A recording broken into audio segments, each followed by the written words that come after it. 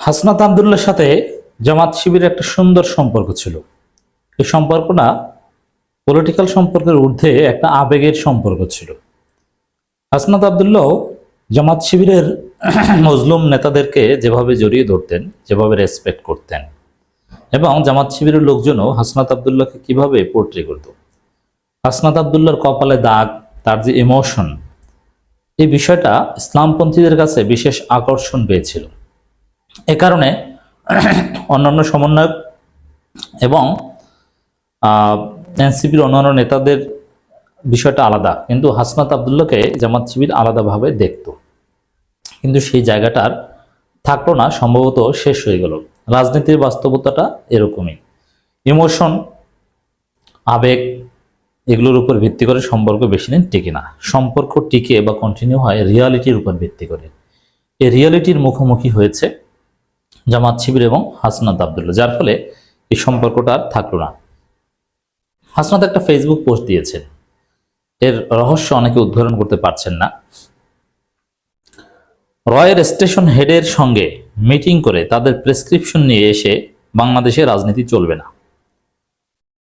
এখন কে রয়ের স্টেশন হেডের সাথে মিটিং করেছে এবং সেই প্রেসক্রিপশনটাই বা কি, আর সে অনুযায়ী বাংলাদেশে কারাই বা রাজনীতি চালাচ্ছে? হাসনাত আবদুল্লাহ এই পোস্ট দেওয়ার সাথে সাথে পোস্ট ভাইরাল, সমস্ত গণমাধ্যমে এটা নিয়ে রিপোর্ট হয়েছে। কিন্তু হাসনাত আবদুল্লাহ কি বুঝিয়েছেন, কি ইঙ্গিত দিয়েছেন, এটাকে উদ্ঘাটন করতে পারেনি। কেউ কেউ যেমন জুলকারনাইন সাহেব বা অনেকেই মন্তব্য করেছে, এটা একদমই উচিত হয়নি, স্টেশন হেড হবে না। অজিত দোভাল তো রয়ের গুরুজি। গুরুত্বপূর্ণ বিষয়টি তুলে ধরায় তোমাকে ধন্যবাদ। এটা এক প্রকার স্যাটার। হাসনাত আবদুল্লাহ এটা বুঝেন। এর মানে ডক্টর খলিলুর রহমান এবং অজিত দোভালের মধ্যে ব্যাংককে যে বৈঠক অনুষ্ঠিত হয়েছে সেইটাকে অনেকে বলেছেন, কিন্তু না, এটা না। কারণ খলিলুর রহমান অজিত দোভালের সাথে যে বৈঠক করেছে, সেই বৈঠক নিয়ে আমরা অনেক কথা বলেছি। এটা টোটাল ইন্ডিয়ার একটা পরাজয়।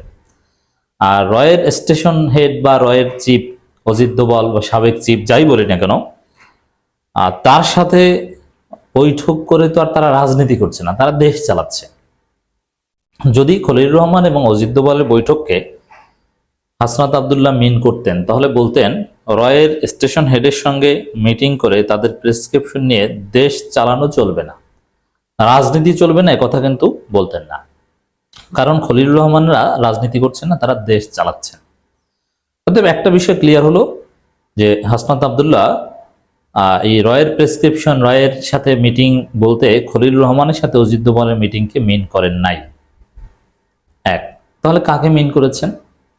আসলে এই মিটিং বা রয়ের প্রেসক্রিপশন বলতে বিএনপি জামাত যে নির্বাচনী সমঝোতা হয়েছে, তারেক রহমানের সাথে ডাক্তার শফিকুর রহমানের যে বৈঠক অনুষ্ঠিত হয়েছে, ওই বৈঠককে মিন করেছেন।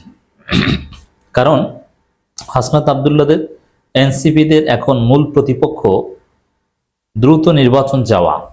আর দ্রুত নির্বাচন বিএনপি চাইছে ইংরেজিতে ডিসেম্বর, আর জামাত আরবিতে রোজার আগে। একই কথা, জাস্ট ভাষাটা ভিন্ন।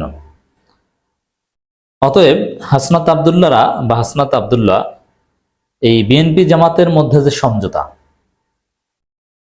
দ্রুত নির্বাচন, এটাকে রয়ের প্রেসক্রিপশন বলেছেন, এই রাজনীতি চলবে না, একথা বলেছেন। তো এই জায়গাটা থেকে আমি বলেছি যে হাসনাত আবদুল্লাহ জামাতকেও এখন ভারতের সার্কেলের মধ্যে ফেলে দিয়েছেন, এবং এই প্রচারণা এনসিপির পক্ষ থেকে বাড়বে, এমনকি চরমনের পক্ষ থেকেও বাড়বে যে জামাতও ভারতের সাথে আতাত করেছে, কিংবা ভারতের প্রেসক্রিপশনে জামাত বিএনপি একটা ঐকমত্য হয়েছে। অর্থাৎ যেহেতু ভারতের প্রেসক্রিপশনে এটা হতে দেয়া যাবে না, হাসনাত আবদুল্লাহ এটাই বলেছেন। তো এখন সামনে আরো অনেক, জামাতকেও ভারতের দালাল বলতে হবে এনসিপিকে, এবং এটা বলবে। অলরেডি নাসিরউদ্দিন পাটোয়ারি কিন্তু বেশ কয়েক মাস আগেই বলেছিল যে দিল্লির এক্সটেনশন। তো সেই জায়গা থেকে হাসনাত আবদুল্লাহর সাথে জামাত ইসলামী আর সম্পর্ক থাকবে না। তো দর্শক, অনেকেই প্রশ্ন করছেন যে এরা কারা? আসলে এই রয়ের সাথে বৈঠক করেছে জামাত বিএনপি, এটাই বোঝানোর চেষ্টা করেছে। এবং হাসনাত আব্দুল্লাহর যে এর আগের ফেসবুক পোস্ট, যে যেদিন থেকে আমাদের আওয়ামী বিরোধী অবস্থান এবং কম্প্রোমাইজের রাজনীতির বিরোধিতাকে শিষ্টাচার বহির্ভূত বলা শুরু হয়েছে, সেদিন থেকে আওয়ামী লীগের মিছিল বড় হতে শুরু করেছে। যারা কম্প্রোমাইজের রাজনীতি করছেন তাদের সতর্ক করছে, অতি শীঘ্রই আওয়ামী লীগ নিয়ে সিদ্ধান্তে আসুন, না হলে আপনারা করবেন কম্প্রোমাইজের রাজনীতি আর আমি করব শিষ্টাচার বহির্ভূত আচরণ। আমি শিষ্টাচার বহির্ভূত আচরণ শুরু করে নিতে পারবেন না, সাবধান হয়ে যান।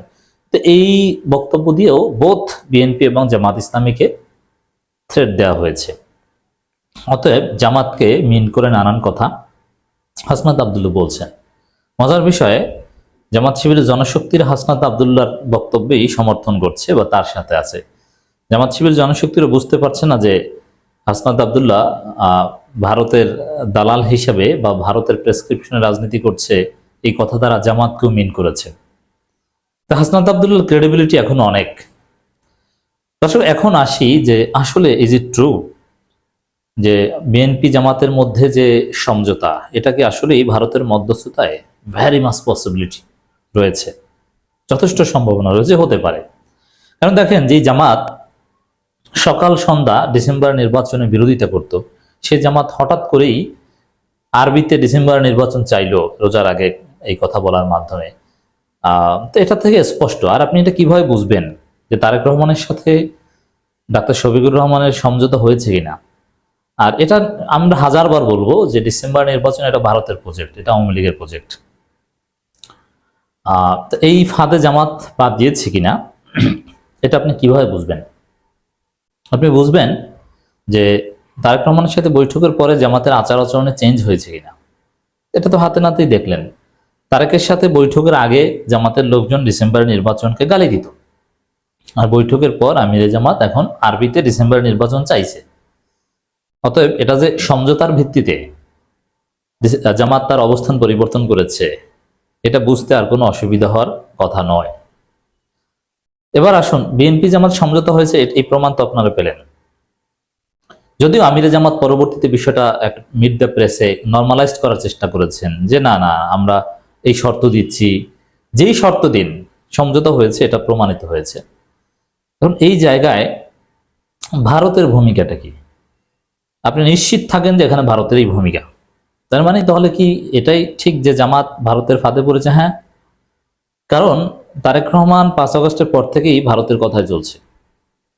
এই যে জামাতকে প্রতিপক্ষ বানানো, এমনকি এই যে বিবিসির মাধ্যমে কিছু রিপোর্ট আপনারা দেখছেন, একটা কৃত্রিম হাইপ তোলা যে না, জামাতের সাথে বিএনপি অনেক শত্রুতা, ভারতের সাথে দিল্লির সম্পর্কের প্রধান শর্ত জামাতের সঙ্গ ত্যাগ। এই হাইপ তুলে জনগণকে বিশ্বাস করানোর চেষ্টা করা হয়েছিল যে না, দিল্লির সাথে জামাতের কোনো সম্পর্ক নেই। তারপরেই তারেক রহমানের সাথে বৈঠকটা অনুষ্ঠিত হলো। মানে এখানে সবকিছু মেকানিজম চলছে, খেলা চলছে।